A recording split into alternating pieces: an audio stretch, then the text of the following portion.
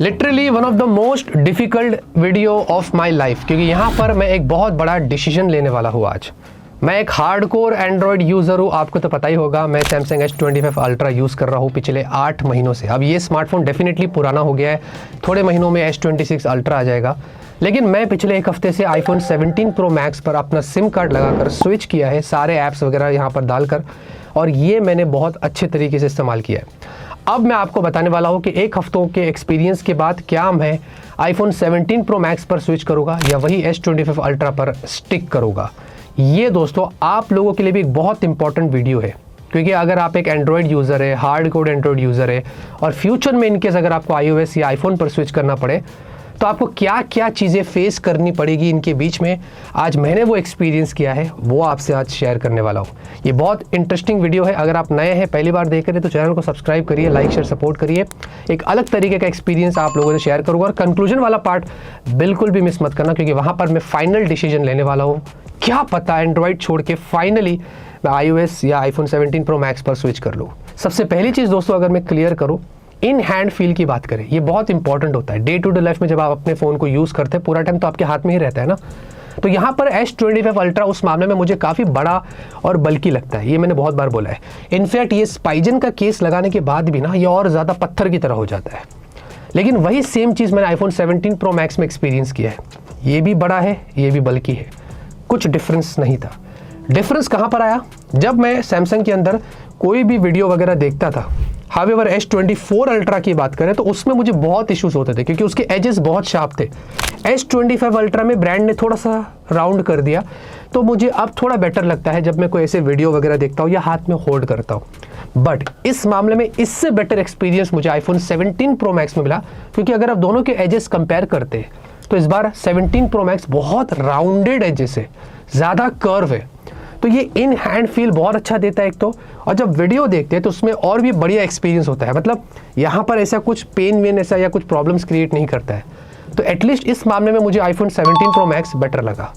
उसके अलावा दोनों की बिल्ड क्वालिटी अच्छी है, ग्लास बैक है, लेकिन सैमसंग में आपको टाइटेनियम फ्रेम है, एप्पल में इस बार एल्यूमिनियम फ्रेम है। यहाँ पर देखिए मुझे कोई फ़र्क नहीं पड़ता है कि दोनों में बिल्ड क्या है, मिल गया तो वो अच्छी चीज़ है, मैं उस पर लेके बैठा नहीं रहता हूँ, क्योंकि मैं तो S25 अल्ट्रा बैक केस लगा कर ही यूज़ करता हूँ, तो मुझे क्या फ़र्क पड़ता है। हावेवर इन 8 महीनों में मेरे हाथ से 3 से 4 बार गिरा है। एक बार तो डिस्प्ले से गिर गया था, मुझे डर लगा टूट जाएगा, लेकिन वैसा हुआ नहीं। रफ एंड टफ यूज़ कर रहा हूँ मैं, ठीक है। लेकिन iPhone 17 Pro Max में एक हफ्ते से जो यूज़ कर रहा हूँ, इसमें एक चीज़ हमने अच्छा किया कि बैक केस नहीं लगाया। क्यों? चेक करने के लिए कि जो इश्यूज़ लोगों को आ रहे हैं ना, स्क्रीन पील हो रहा है, स्क्रैचेस हो रहे हैं। मैंने इसको कितने बार पॉकेट में रखा था, उसी पॉकेट में जिसमें मेरी कीज़ थी, देखने के लिए कि स्क्रैचेस आते नहीं। ये थोड़ा रिस्क लिया मैंने, क्योंकि ये बर्दाश्त नहीं कर पाएगा, इतना महंगा फ़ोन है। बट एक हफ्ते हमने इसको हार्श यूज़ किया, ज़मीन पे भी रखा, इधर उधर भी रखा, ऐसे कोई भी स्क्रीन पील और स्क्रैचेस के इश्यूज़ नहीं आए। जो फैक्ट है वो आपको बता रहा हूँ। क्यों ज़बरदस्ती लोगों की बातों में आना और बोलना कि हाँ इसमें भी ऐसे इश्यूज़ हो रहे हैं, ऐसा काम हम नहीं करते। फिलहाल के लिए एक हफ्ते का ही एक्सपीरियंस है, हो सकता है आगे चल के कुछ हो, बट इसमें एज सच उस मामले में मुझे कोई इश्यूज़ नहीं नज़र आए।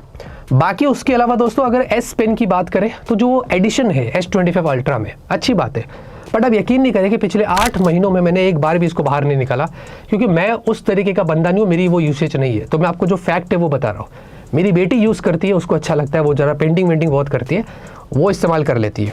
हाँ, एक चीज़ जो है वो एप्पल में मुझे डिफरेंट लगी, वो उनका एक्शन बटन है।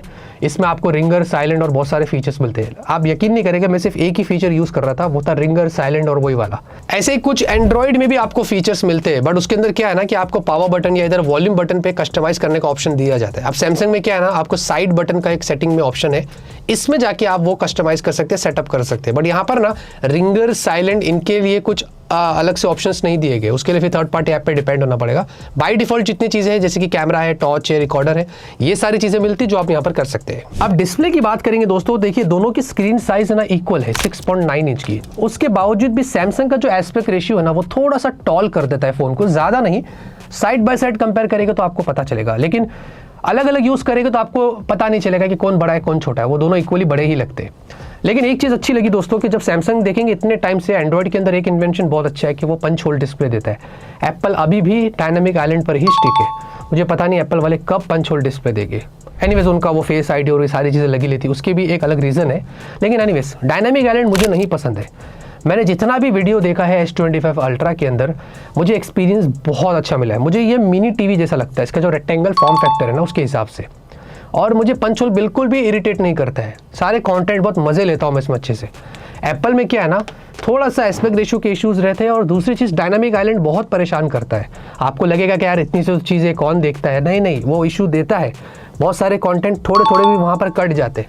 जो मैं S25 अल्ट्रा वाला यूज़र हूँ, अगर मैं इस पर स्विच करूँगा, डायनामिक आइलैंड मेरे सामने आएगा, मैं तो ऐसे ही बोलूँगा ना। तो ये डिपेंड करता है। तो एक चीज़ तो मैंने वो चीज़ वहाँ पर नोटिस करी।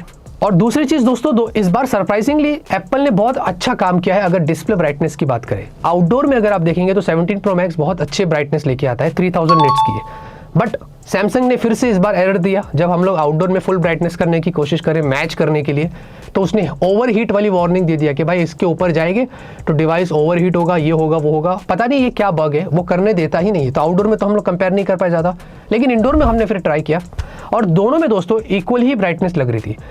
कब लग रही थी? जब सैमसंग S25 अल्ट्रा में हमने एक्स्ट्रा ब्राइटनेस टर्न ऑन किया था। आप देख सकते हैं नॉर्मली एप्पल ज़्यादा ब्राइट लग रहा था, जब एक्स्ट्रा ब्राइटनेस टर्न ऑन किया सैमसंग में तो दोनों ऐसा लग रहा था कि इक्वल है। बाकी दोस्तों रिफ्रेश रेट की अगर बात करें तो दोनों में 120 हर्ट्ज है, बट मेरे हिसाब से एप्पल के अंदर स्लाइट एनिमेशन की वजह से ना वो थोड़ा सा स्लो लगता है जब आप स्वाइप्स करते हैं। वो एक अलग फील देता है, iOS की फील थोड़ी अलग होती है। लेकिन एंड्रॉयड जो है ना दोस्तों, वो बहुत ज़्यादा स्मूथ हो जाता है। अभी अगर मोटोरोला की और कोई स्टॉक एंड्रॉयड वाले फोन्स देखेंगे, उनमें रिफ्रेश रेट के साथ मिलाकर तो भाई पिक्सल वाले भी फोन्स देख लो, वो बहुत स्मूथ चलते हैं। बट S25 अल्ट्रा में मैं पिछले 8 महीने से यूज़ कर रहा हूँ, इसमें स्मूथनेस इतनी बेटर थी कि मुझे थोड़ा सा फील हुआ कि हाँ भाई यार थोड़ा सा लो लग रहा है, बट मैंने वो एडजस्ट किया। तो एक तकलीफ मुझे ये महसूस हुई थी रिफ्रेश रेट के अंदर कि एंड्रॉयड थोड़ा ज़्यादा स्मूथनेस प्रोवाइड करता है कंपेयर टू iOS के। अब परफॉर्मेंस की बात करेंगे दोस्तों, देखिए दोनों में मैं आपको साफ बता दूं, मैं कोई स्मार्टफोन गेमर नहीं हूँ, ठीक है। मैं गेमर हूँ, मैं अलग तरीके का गेम खेलता हूँ। मेरे पास PC हैंडहेल्ड है, कंसोल्स है, मैं उनमें खेलता हूँ। स्मार्टफोन में अभी इतना खास इन्वेंशन नहीं हुआ कि आप इतने मज़े से गेम्स खेल सके। मैं अपनी राय दे रहा हूँ, आपकी राय अलग हो सकती है। आप में से बहुत सारे लोग गेम्स खेलते हैं, खास करके iOS में हमें पता है AAA गेम्स एप्पल ने स्टार्ट किया जो कि अभी तक एंड्रॉयड फ़ोन्स में नहीं है। ये एक एडवांटेज मुझे मिला है। फ्यूचर में क्या पता, अगर मैं इसमें गेम्स खेल रहा हूँ तो मुझे AAA गेम्स खेलने मिल रहे हैं, ये बढ़िया चीज़ है। बट मैं वो भी नहीं खेलूँगा उसमें, क्योंकि वो एक्सपीरियंस जो हमें कंसोल में मिलता है, रिमोट कंट्रोल से मिलता है, वो यहाँ पर स्क्रीन पे टच करके नहीं मिलेगा। इसीलिए मैंने दोनों में गेम्स इंस्टॉल ही नहीं किया। सैमसंग तो 8 महीने से यूज़ कर रहा हूँ, एक बार भी मैंने इसमें कोई गेम इंस्टॉल नहीं किया। तो एज सच परफॉर्मेंस को लेकर डे टू डे लाइफ के टास्क में जो नॉर्मल कर रहा हूँ, वो दोनों में मुझे इक्वल ही लगा। थोड़ा सा सैमसंग फास्ट लगता है, बट एक चीज़ मैं क्लियर कर देता हूँ, मेरी उतनी खास कुछ रिक्वायरमेंट है नहीं, इसलिए मैंने उन मामलों में ऐसी कोई खास टेस्टिंग नहीं किया था। लेकिन सबसे बड़ी चीज़ जिस वजह से मैं अपना डिसीजन चेंज कर सकता हूँ, और वो आप भी कर सकते हैं, इस वीडियो को, इस वाले पार्ट को ध्यान से देखिएगा, वो है सॉफ्टवेयर।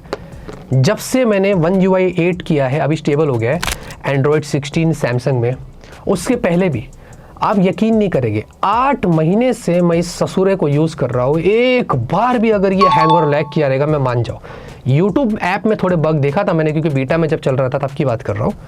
लेकिन दोस्तों मैं डंके की चोट पे बोल रहा हूँ, मुझे कोई डर नहीं है इस बात को शेयर करने में। लोग मेरे बारे में कितना भी मजाक बनाए, कमेंट कर ले, जो भी करना है करे, जो फैक्ट है वो बता रहा हूँ। ये स्मार्टफोन 8 महीनों से इतना स्मूथ चल रहा है भाई, मतलब जैसे मैं iOS पे स्विच किया, मेरी पूरी दुनिया ही बदल गई। पहली चीज़ तो अच्छी बात ये थी कि जैसे मैंने स्विच किया, उसके थोड़े दिन में एक अपडेट आ गया एप्पल का नया iOS 26 का। उन्होंने बहुत सारे बग्स फिक्स्ड किए, बट उसमें एक और इशू क्रिएट भी हो गया, वो आगे नेटवर्क के सेक्शन में बात करेंगे। लेकिन उसके बाद भी, पहले तो उसके पहले की बात करें अपडेट के, तो मैंने काफ़ी सारे लैग स्टटर नोटिस किए थे। हाँ, आप बिल्कुल सही सुन रहे, iPhone 17 Pro Max, one of the craziest powerful Apple phone, iOS 26 की वजह से मैंने वो थोड़ी चीज़ें नोटिस किया। स्टक हो जाता है कभी कभी बीच बीच में, ये सारी चीज़ें मैंने यहाँ पर नोटिस किया था। और दूसरी चीज़, सैमसंग के फ़ोन में जब आप सॉफ्टवेयर का इस्तेमाल करते हैं ना, तो आपको बहुत सारे एडवांटेजेस मिलते हैं। फॉर एग्जांपल, ये सैमसंग का नहीं है, ये एंड्रॉयड की बात कर रहा हूँ। सर्कल टू सर्च मेरा डेली यूसेज है। सर्कल टू सर्च में मैं बहुत सारे लोगों के कमेंट कभी कॉपी कर लेता हूँ, मैं टेक्स्ट कॉपी कर लेता हूँ, बहुत काम करता हूँ। इतना कन्वीनियंट लगता है मुझे सर्कल टू सर्च, जो एप्पल में भी दिया गया है। लेकिन एप्पल का कैसा है, स्क्रीनशॉट लेना पड़ता है, उसके बाद जाके वो पूरे स्क्रीन की इंफॉर्मेशन देता है। कमेंट्स कॉपी करना हो, पर्टिकुलर चीज़ करना हो, एकदम डिटेल में काम करना हो, वो एप्पल के iOS 26 में नहीं होता है। ये चीज़ मुझे यहाँ पर एक डिफरेंस लगी, जो मेरा काम मुझे इतना रुक गया था, मेरा काम ही रुक गया था पूरा।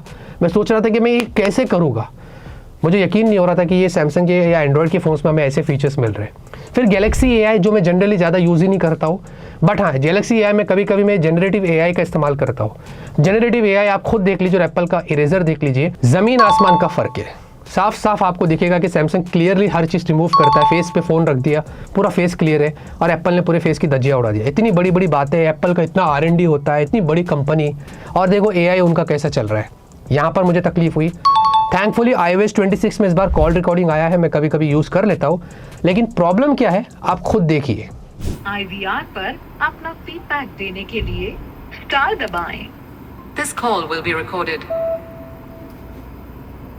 देखा आपने, पता चल गया, वो बताता है सामने वालों को कि कॉल रिकॉर्ड हो रही है, तो फायदा ही क्या, सामने वाला फिर पूरी टोन ही चेंज कर देगा ना बात करने के वक्त। एनीवेज, S25 अल्ट्रा में सैमसंग के अंदर उनका कॉल रिकॉर्डिंग इतना बढ़िया चलता है, कोई टोन वोन नहीं जाती है, डायरेक्ट कॉल रिकॉर्ड कर सकते हैं। अब देखिए नेटवर्क की बात करेंगे, जो आपको मैं बोला था ना कि अपडेट आने के बाद क्या इश्यूज हुआ है, नेटवर्क गायब हो जाता है।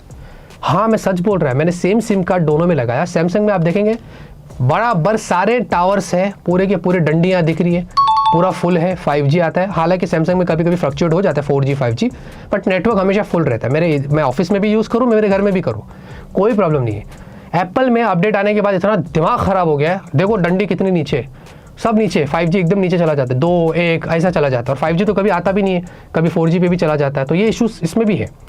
तो इतना ज़्यादा मुझे प्रॉब्लम हो गई थी नेटवर्क को लेकर कि मैं थोड़ा सा अंदर कहीं बैठ जाता हूँ ना तो मेरा दिमाग ही ख़राब हो जाता है। मतलब मैं आपसे क्या ही बताऊँ, एक प्रॉब्लम मैंने इसमें नोटिस किया है, आई डोंट नो, मेरे लिए ये बहुत बड़ी चीज़ है। एप्पल वाले इसको अगर सही कर दे तो बेटर रहेगा। एक और चीज़ सॉफ्टवेयर में मैंने ये फेस किया है कि भाई जब भी मुझे कोई भी मैप की लोकेशन आती है व्हाट्सएप में या कहीं पर भी, तो मैं जब उसको सैमसंग में AI हाईलाइट है, जब उससे सिर्फ खाली हाईलाइट करता हूँ, ऊपर मैप का ऑप्शन आ जाता है, टैप करते ही मैप में डायरेक्ट ओपन हो जाता है। एप्पल में ऐसा नहीं है, एप्पल में क्या करना पड़ता है, पूरा कॉपी करो, फिर मैप में जाओ, पेस्ट करो, जब जाके वो होता है। उसके बाद मैं नेविगेशन बटन का फ़ैन हूँ, मैं स्वाइप्स वाले का फ़ैन नहीं हूँ। तो नेविगेशन बटन मुझे सैमसंग के अंदर बहुत मैं यूज़ करता हूँ, तो मेरा आदत है वो। एप्पल में ना नेविगेशन का ऑप्शन ही नहीं है, सिर्फ स्वाइप्स ही चलता है। वहाँ पर अगर नेविगेशन बटन का ऑप्शन होता तो शायद मुझे और अच्छा लगता, बट एक कमी है यहाँ पर जो मुझे iOS में यहाँ पर मिली है। हाँ, डेटा ट्रांसफ़र की बात करें तो भाई देखिए सैमसंग का इकोसिस्टम बड़ा मजबूत है, 1 क्लिक पे सारे प्रीवियस फ़ोन से डेटा ट्रांसफ़र हो जाते हैं। एप्पल का भी इकोसिस्टम एकदम नेक्स्ट लेवल का है, वो अलग ही बात है। उसके अलावा भी दोनों के इकोसिस्टम बहुत मजबूत है। सैमसंग के पास एक स्मार्ट थिंग्स ऐप है, जो मेरे पास भी, आपको मैं दिखा रहा हूँ, आप देख लीजिए। इसमें मेरे पास घर के अंदर सैमसंग का रेफ्रिजरेटर है, सैमसंग का वॉशिंग मशीन है, सैमसंग का फ्रेम टीवी है, हर चीज़ मैंने इसके साथ कनेक्ट करके रखा और मुझे डेली इन्फॉर्मेशन मिलती है कि कब ये दरवाज़ा खुला है फ्रिज का, कब क्या हो रहा है, कब क्या नहीं हो रहा है। ये इकोसिस्टम सैमसंग का जो कनेक्टेड रखता है वो मुझे बहुत यूज़फुल लगा है। iOS में फ़िलहाल के लिए मैंने ऐसा कुछ एक्सपीरियंस वो उस वे में नहीं किया, बट मेरा एक फीचर है जो मुझे यहाँ पर अच्छा लगा है सैमसंग का। और साथ में अगर आप ओला, ऊबर वगैरह के ऐप्स एप्पल में इस्तेमाल करेंगे iOS में, वो सर्टन चीज़ों की प्राइसेस थोड़ी ज़्यादा बताता है। पता नहीं वो कैसे डिटेक्ट कर लेता है कि आपके पास एप्पल है, इसीलिए वो समझता है कि हम बहुत लग्जरी है, हम बहुत महंगे पैसा खर्चा किए तो हमको तो महंगा ही चीज़ मिलेगा ना। तो ये एक चीज़ मैंने नोटिस किया था दोनों के प्राइसेस में सर्टन ऐप्स के अंदर। हाँ, एक और चीज़ यहाँ पर ये मुझे अच्छी लगी कि पहले सैमसंग के फ़ोन्स में मैं या एंड्रॉयड में जब भी चार्ज पे लगाता हूँ तो मुझे सारी इन्फॉर्मेशन आ जाती है कि ये फ़ोन कितने टाइम में चार्ज होगा। अब iOS 26 में भी वो चीज़ है, फाइनली है, वरना पहले मुझे बहुत डर लगता था कि ऐसा क्यों एप्पल ये इतना छोटा सा फीचर भी नहीं दे रहा है। तो ये एक चीज़ यहाँ पर मुझे अच्छी लगी। ओवरऑल दोस्तों iOS 26 मेरे हिसाब से एकदम क्रैप लगता है मुझे। ऑनेस्टली ये हार्श लगेगा आप लोगों को, लेकिन मुझे बिल्कुल पसंद नहीं आया। मैं One UI जो है, जो एक्सपीरियंस कर रहा हूँ, मतलब आप एक बात बताइए, आपके हाथ में फरारी है और आप बोल रहे हैं कि एम्बेसडर चला ले, वही बात हो गई। बात तो सही है। साथ ही साथ एक चीज़ और भी है ना कि एंड्रॉयड में आप थर्ड पार्टी ऐप्स भी इंस्टॉल कर सकते हैं जब आपको ज़रूरत पड़ेगी। अभी तो गूगल की पॉलिसी फ्यूचर में चेंज हो रही है, लेकिन स्टिल एक मौका है आपके पास। एप्पल में वो है ही नहीं है, एप्पल अपनी सिक्योरिटी को ज़्यादा प्रेफरेंस देता है। बट एक चीज़ एप्पल में आपको वो मिलती है, अभी कुछ लोगों को अच्छा भी लगेगा, कुछ लोगों को नहीं भी लगेगा, बट मुझे यहाँ पर एक चीज़ अच्छी लगी। और एक सबसे बड़ी चीज़, अंडर डिस्प्ले फिंगरप्रिंट स्कैनर। मैं ऐसे भी फ़ोन रख के फट से अनलॉक कर सकता हूँ। ये मुझे बहुत फास्ट और कन्वीनियंट लगता है। iOS में तो क्या करना पड़ता है, एप्पल में स्क्रीन अनलॉक करो, देखो, फिर वो खुलेगा, फिर वापस से रखने के बाद तो ऐसे तो उंगली से खुलेगा, अंडर डिस्प्ले तो है नहीं, फिर देखो, स्वाइप करो, फिर देखो। और रात में तो फिर वो स्क्रीन पे ऐसा करना पड़ता है, बड़ा बड़ा आँख करके, अरे देख ले भाई, देख ले देख ले, जब जाके वो अनलॉक होता है। एक under display fingerprint scanner Apple इतने साल से नहीं दे पाता है, क्या, और फिर देगा भी तो उसको बड़ा इन्वेंशन करके देगा, अरे हमने क्या इन्वेंट किया देखो, समझ रहे। इतनी सारी प्रॉब्लम्स मुझे iOS 26 में फेस करनी पड़ी कंपेयर टू S25 अल्ट्रा के। बैटरी की बात करेंगे दोस्तों, देखिए बैटरी में मैं आपको एकदम सीधा सीधा बताता हूँ, मैं गेमर नहीं हूँ तो मैंने गेम बिल्कुल भी नहीं खेला। जो S25 अल्ट्रा में मेरी यूसेज है वो सेम यूसेज मैंने iPhone 17 Pro Max में किया। यानी कि मैं आपको बता दूँ, सैमसंग का मैंने सुबह 11 बजे चार्ज पे लगा के 100% उसको निकाला, और फिर मैंने उसके अंदर WhatsApp, Instagram, Twitter, YouTube, Netflix, जो बेसिक काम करता हूँ मैं सारे, वो सारे चीज़ें मैंने किया उसके अंदर। और सिम कार्ड यूज़ कर रहा था, मेरा 5G का एयरटेल का सिम कार्ड चल रहा है। ये सारी चीज़ें मैंने यहाँ पर किया। रात के 11 बजे तक 37% रिमेनिंग था, विच इज़ वेरी गुड। मतलब 8 महीने के बाद भी मुझे इस तरीके से बैटरी बैकअप मिल रहा है, इससे ज़्यादा और मुझे क्या चाहिए, आप सोचो। फिर मैंने क्या किया, iPhone 17 Pro Max में भी सिम चेंज किया, और इसमें भी मैंने वही सेम चीज़ 11 बजे से यूज़ करना स्टार्ट किया, और रात के 11 बजे तक ये भी यूज़ किया। इसमें अराउंड 36% था, मतलब ऑलमोस्ट सेम मुझे बैकअप मिला। और एप्पल तो भी नया फ़ोन है भाई, वो तो बनता ही है।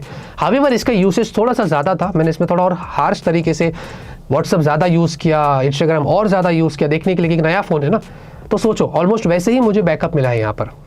अभी अगर 8 महीने बाद यही सेम बैकअप अगर मुझे iOS से एप्पल में मिल जाए तो फिर क्या ही बात है। क्योंकि मेरा भाई जो था iPhone 16 Pro Max जब मेरे साथ एम्स्टर्डम में लेके घूम रहा था, इतना बड़ा परेशान हो गया था वो बैटरी को लेकर, घड़ी घड़ी मेरे को बोल रहा था बैटरी ड्रेन हो रही, कुछ करना, तेरे पास कुछ है क्या, तेरे फ़ोन में ये है क्या। मैं S25 अल्ट्रा लेके मज़े कर रहा था। ये प्रॉब्लम मैंने फेस किया था। एप्पल के फ़ोन्स में धीरे धीरे बैटरी डिग्रेड होती है, ये समझ लेना। तो वो चीज़ मैंने iPhone 17 Pro Max में नोटिस किया था, जो आपको मैं बता रहा हूँ। उसके अलावा चार्जिंग की बात करें तो Samsung S25 अल्ट्रा मेरे पास जो है उसमें मैक्स 45 वाट की चार्जिंग है। मैं अपने PD चार्जर 65 वाट से करता हूँ। यह लगभग दोस्तों 1-1.25 घंटे के आसपास चार्ज हो जाता है। मैं आपको जब चार्जिंग पे लगाया था ना तो उसमें टाइम लिख कर आया, वो आपको क्लियर दिखा रहा हूँ, आप देख सकते हैं। iPhone 17 Pro Max में 40 वाट का मैक्स चार्जिंग सपोर्ट है। इसको भी हमने 65 वाट की PD से चार्ज किया था मैंने। इसमें भी अराउंड लगभग 1.5 घंटा लग जाता है पूरा चार्ज होने के लिए, थोड़ा सा ज़्यादा समय लिया है इसने। हावेवर दोनों में ऑलमोस्ट इक्वल बैटरी है 5000 mAh की। एप्पल भी अभी क्लोज हो गया है, लेकिन वैसे ही कुछ यहाँ पर मैंने नोटिस किया था चार्जिंग को लेकर। और वायरलेस चार्जिंग तो भाई दोनों में है, लेकिन मैंने आज तक वायरलेस चार्जिंग कभी यूज़ नहीं किया अपनी लाइफ में। तो मैंने एप्पल में भी नहीं किया, उसमें भी नहीं किया। मुझे पता नहीं, कुछ लोगों को यूज़फुल रहता है, लेकिन मेरे लिए तो नहीं है। कैमरे के लिए दोस्तों काफ़ी सारी चीज़ें आपको यहाँ पर बतानी है। बहुत बढ़िया चीज़ होने वाली है कैमरे पार्ट में। देखिए पहले तो क्लियर कर दूँ, सैमसंग S25 अल्ट्रा 8 महीने पुराना फ़ोन है, और अभी S26 अल्ट्रा से मुझे लगता है कि iPhone 17 Pro Max के कैमरे को कंपेयर करना बनता है। लेकिन फिर भी मैंने, मेरे यूसेज है ना, तो वो तो बताना पड़ेगा ना कि मुझे क्या डिफरेंस आया दोनों में। देखिए पहले अगर मैं ह्यूमन पोर्ट्रेट की बात करता हूँ डे की, तो मुझे दोनों फोटोज़ ना अच्छे लगे। हावेवर एप्पल थोड़ा ज़्यादा बेटर निकल कर आया था 2 चीज़ों में। एक तो जो कलर है वो काफ़ी नेचुरल रखता है, जो टी शर्ट का कलर आप देख रहे हैं ना, वो एप्पल ने वो बराबर दिखाया है। सैमसंग थोड़ा उसको कलर ऐड करके विविड कर दिया है। और वार्म टोन एप्पल में रहता है, ये एप्पल के नेचर है, जितने भी फोटोज़ में आप देखोगे। थोड़ा सा शार्प भी एप्पल ज़्यादा है। सैमसंग थोड़ा सा विविड हो जाता है और थोड़ा कलर ऐड करता है, तो वो देखने में थोड़ा अलग लगता है। तो एक नोटिस चीज़ मैंने ये किया दोनों के पोर्ट्रेट, ह्यूमन पोर्ट्रेट में। इनफैक्ट जूम फोटोज़ भी देखेंगे दोनों के, हल्का सा सैमसंग थोड़ा सा वॉश्ड आउट भी लग रहा है, जबकि एप्पल ने बहुत अच्छा काम किया है। तो एक डिफरेंस मैंने यहाँ पर एप्पल के पोर्ट्रेट में नोटिस किया था। अच्छा, ये तो ह्यूमन पोर्ट्रेट है। नॉर्मल पोर्ट्रेट अगर आपको बताओ ना दोस्तों, आप यकीन नहीं करेंगे। ये वाला पेड़ का फोटो देखिए, मैंने जूम पोर्ट्रेट लिया हूँ दोनों में, इतना घटिया फोटो आया है एप्पल में कि मैं आपसे क्या ही बताऊँ। मैं यकीन नहीं कर पा रहा था कि ये iPhone 17 Pro Max की क्वालिटी है, ऐसे कैसे हो सकता है। हमने एक बार नहीं 3 से 4 बार लिया, हो सकता है पहले बार में इशू हो गया होगा, लेकिन नहीं, सैमसंग ने देखो कितने बढ़िया तरीके से काम किया। फिर हमने थोड़ी पोजीशन चेंज करी और दूसरे जगह पर जाकर इस वॉल का, इस जाली का फोटो लिया। आप देख सकते हैं इस पर लिखा हुआ है कुछ, इसमें बराबर था जूम पोर्ट्रेट, बट पहले वाले फोटो में ऐसा क्यों हुआ मुझे समझ नहीं आया। उसके अलावा दोस्तों अगर कलर्स की बात करें तो मैं आपको फ्लावर्स की और थोड़े बहुत कलर्स दिखा रहा हूँ। एप्पल जो है ना वो नेचुरल रखता है, कलर को भी मेंटेन करता है, ज़्यादा एग्जैजरेट नहीं करता है। सैमसंग वाला थोड़ा सा विविड है, आप देख सकते हैं कलर में थोड़ा आर्टिफिशियल फ्लेवर ऐड कर देता है।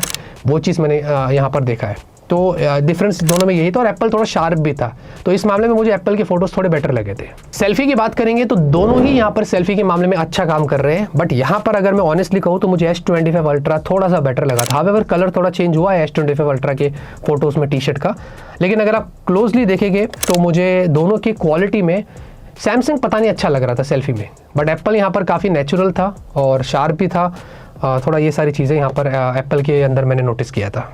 लेकिन जैसे ही सेल्फी में आप पोजीशन चेंज करते थे, सनलाइट के अगेंस्ट चले जाते तो एप्पल वो चीज़ मेंटेन करके रखता है, सैमसंग थोड़ा सा फेस डार्क कर लेता है। थोड़ा सा लाइट में ना बैलेंस में इशू है सैमसंग के सेल्फी में, अगर आप सनलाइट के थोड़े अगेंस्ट जाते हैं। तो यहाँ पर दोस्तों अब हम दोनों का 10x वीडियो जूम टेस्ट कर रहे हैं। हावेवर दोनों में आपको जूम उससे ज़्यादा भी मिल जाता है वीडियो में, बट यहाँ पर सिर्फ for the sake of the knowledge, मतलब ये बताने के लिए कि पहले तो फोकस 10x में फेस पर कौन बेटर कर रहा है वो आपको भी क्लियर दिख गया होगा, और साथ ही साथ उसी के बीच ऑडियो इतनी दूर से कौन अच्छे से कैप्चर कर रहा है। मैं ऑडियो स्विच कर करके आपको बीच बीच में दिखाता रहूँगा, वो आप देख। अब मैं नज़दीक आता हूँ और जूम को हम लोग नॉर्मल कर लेते हैं यहाँ पर धीरे धीरे, और जब जूम नॉर्मल हो जाएगा तो अब इसके बाद यहाँ पर मैं ऑडियो मिक्स का इस्तेमाल करता हूँ। तो पहले S25 अल्ट्रा में ऑडियो मिक्स करते हैं, देखते हैं कि उसके अलावा बैकग्राउंड में ये कितना अच्छा नॉइज़ कैंसिल करता है। और अभी 17 Pro Max में करते हैं और देखते हैं कि ये कितना अच्छे से बैकग्राउंड में ऑडियो को रिमूव करता है। आपको पता चल गया होगा, तो बेटर बताना कि दोनों में से आपको कौन सा लगा है। तो यहाँ पर दोस्तों अभी हम लोग जो है वो सेल्फी से वीडियो निकाल रहे हैं, और ये कोई पोर्ट्रेट मोड नहीं है, कुछ भी नहीं किया, नॉर्मल किया है।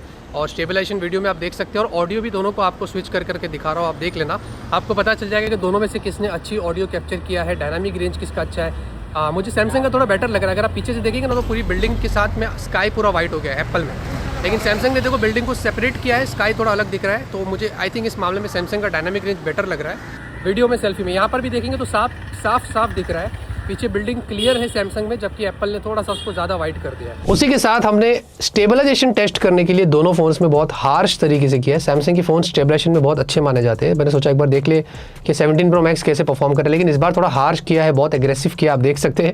इसके बाद जब हमने प्ले किया वीडियो तो आप देख लेंगे सैमसंग स्टिल यहाँ पर काफ़ी बेटर है, और एप्पल में पूरी दुनिया घूम रही है, वो आपको साफ दिखाई दे रहा है।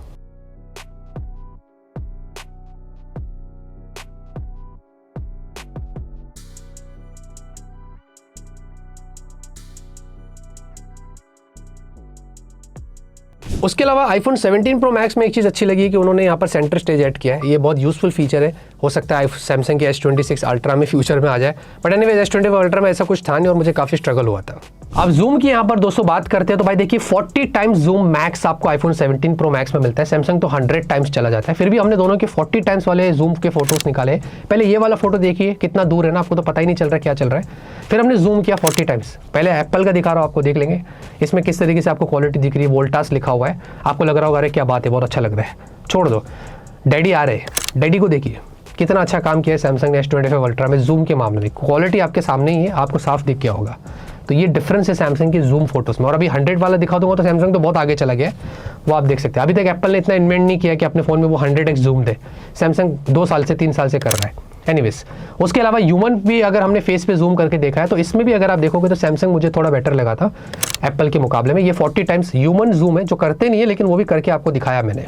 ऑटो फोकस की अगर बात करेंगे दोस्तों तो देखिए ऑटो फोकस में ना मुझे दोनों ही फ़ोन काफ़ी सीमलेस लगे हैं, काफ़ी बढ़िया फोकसिंग है। सैमसंग इतने महीनों से भी इतना मेंटेन करके रखा है फोकसिंग में, कोई बग या कोई ऐसे इश्यूज मैंने नोटिस नहीं किया। तो दोनों ही बहुत फास्ट तरीके से किसी भी चीज़ पर फोकस कर लेते हैं। नाइट पोर्ट्रेट की अगर बात करेंगे, नाइट में मैं जनरली सैमसंग के फ़ोन से ना थोड़ी बहुत फोटोज़ कभी कभी ले लेता हूँ, लेकिन इसमें भी देखेंगे जब सैमसंग मेरे पास था तब तक तो मुझे अच्छा लग रहा था। जैसे ही एप्पल 17 Pro Max आया थोड़ा एप्पल बेटर हो गया, इसमें क्लैरिटी, शार्पनेस, डिटेल्स वगैरह सब कुछ अच्छे निकल कर आए।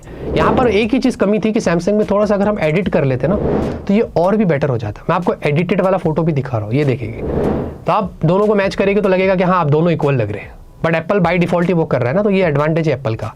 साथ में अगर सेल्फी की बात करेंगे तो सैमसंग इस मामले में दोबारा मुझे बेटर लगा था, जैसे कि डे में लगा था, और वो आप देख सकते हैं। बट स्लाइड एज डिटेक्शन में जो है ना इश्यूज सैमसंग के फ़ोन में है, आप देख सकते हैं फोटो में सेल्फी में साफ दिखाई दे रहा है कानों के पास, जो कि एप्पल ने उस मामले में थोड़ा मेंटेन किया है। नाइट सेल्फी वीडियो अगर आप देखते हैं तो दोनों की स्टेबलाइजेशन मुझे काफ़ी अच्छी लगी है, बट यहाँ पर अगर आप देखेंगे तो सेल्फी में सैमसंग के वीडियो में थोड़ा सा डिस्टॉर्शन है, थोड़ी नॉइस है जो सर के ऊपर आपको साफ दिखाई दे रही है। एप्पल ने उस मामले में मेंटेन किया है, बट थोड़ा सा सैमसंग ना इस मामले में स्टेबलाइजेशन थोड़ी अच्छी लेके आया था कंपेयर टू आईफोन के। रेयर वीडियो भी अगर आप देखेंगे तो दोनों बेटर है, बट यहाँ पर साफ साफ एप्पल में फ्लैर्स के और घोस्टिंग के इश्यूज है। क्वालिटी एप्पल की मुझे थोड़ी बेटर लगी थी, बट यहाँ पर घोस्टिंग के और फ्लैर के थोड़े इश्यूज है नाइट में, जबकि सैमसंग ने इस मामले में थोड़ा बेटर काम किया था। और नाइट जूम भी हमने लिया था, जबकि नाइट में मैं वैसे इतने जूम फोटोज लेता नहीं, बहुत रेयर ओकेजन पे अगर ले लेता हूँ, फिर भी मैं आपको दिखा रहा हूँ। इसमें भी सैमसंग ने देखेंगे बहुत अच्छा काम किया है। तो अब यहाँ पर आप क्लियरली देख लिए, मैंने आपको बता दिया, मुझे दोनों ही फोन में फोटोज काफी अच्छे लगे, लेकिन आईफोन 17 Pro Max में सर्टेन जगहों पर फोटोज बहुत अच्छे निकल कर आए, कुछ जगहों पर सैमसंग ने भी बहुत अच्छा काम किया। अभी 8 महीने पुराना फोन है भाई, अभी ये लेटेस्ट फोन है, फिर भी मैं आपको गूगल ड्राइव की लिंक दे दूंगा डिस्क्रिप्शन में, आप जाके चेक करना और बताना कि आपको दोनों में फोटोज वीडियोस किसके अच्छे लगे हैं। तो जाते जाते दोस्तों सबसे बड़ा डिसीजन जो मेरा है अब मैं आपको बताने वाला हूं कि वो क्या होने वाला है। आप दोनों में से मैं किस पर स्विच करूंगा फाइनली, मैं देखिए आपको साफ साफ बताता हूं। सॉफ्टवेयर एक्सपीरियंस मेरे लिए सैमसंग S25 अल्ट्रा बहुत बेटर है। जो मैं एक्सपीरियंस कर रहा हूं, call recording, circle to search, बाकी के जो फीचर्स है, मेरे जो इकोसिस्टम है, स्मार्ट थिंग्स वगैरह जो मैं घर पे यूज़ कर रहा हूँ, वो सैमसंग में बहुत सीमलेस है। सैमसंग के अंदर मुझे डिस्प्ले एक्सपीरियंस पंचोल में मिल रहा है, वो मुझे ज़्यादा बेटर लग रहा है अगर मैं जो भी कंटेंट व्यू करता हूँ। बैटरी 8 महीने यूज़ करने के बाद भी जो उसने बैटरी हेल्थ का काम किया है वो अभी भी वैसे ही चल रही है जैसे मुझे आईफोन 17 प्रो मैक्स में मिल रहा है। आप समझ रहे, कैमरे में डेफिनेटली एप्पल 17 प्रो मैक्स ज़्यादा बेटर है, वो अलग बात है। उसके अलावा दोस्तों अगर ये सारी चीज़ें हम जोड़ कर देखते तो ऐसी कोई खास चीज़ नहीं है मेरे पास जो मैं आईफोन 17 प्रो मैक्स पर स्विच करूं। अभी इसमें तो नेटवर्क के भी इश्यूज़ चालू हो गए, देखो इनके अपडेट कैसे आते हैं तो कुछ ना कुछ इश्यूज़ लेके आते हैं, वो भी मैंने आपको बताया कितने इश्यूज़ आ रहे हैं इसके अंदर। तो अभी मेरे लिए तो बहुत पेन हो गया, मैं कहीं पर भी बैठता हूँ पूरा नेटवर्क डाउन हो जाता है। अभी इसको भी फिक्स करे एप्पल तो बेटर रहेगा। तो मैं डेफिनेटली S25 अल्ट्रा पर ही स्टिक करने वाला हूँ, मैं नहीं स्विच करने वाला हूँ आईफोन 17 प्रो मैक्स में। मुझे ये बहुत तकलीफ दे रहा है, ये देने वाला है मेरे भाई को, तू ले, तो को मज़ा आता है तू यूज़ कर, ये अपना दोस्त अपने साथ ही रहेगा। और S26 अल्ट्रा पे मैं स्विच कर सकता हूँ। तो मैंने अपने क्लियर कट एक्सपीरियंस शेयर किया। अगर आप एंड्रॉयड यूज़र हैं, आपको मैंने क्लियर मैसेज दे दिया कि iOS या आईफोन पर स्विच करने पर क्या क्या चीज़ें फेस करनी पड़ती है। ये वीडियो आपके लिए नॉलेजेबल था, बहुत इंपॉर्टेंट था। उम्मीद करता हूँ आपको ऐसी वीडियो पसंद आएगी। लाइक शेयर सपोर्ट सब्सक्राइब करके रखिए। तब तक के लिए ऑलवेज कीप स्माइलिंग।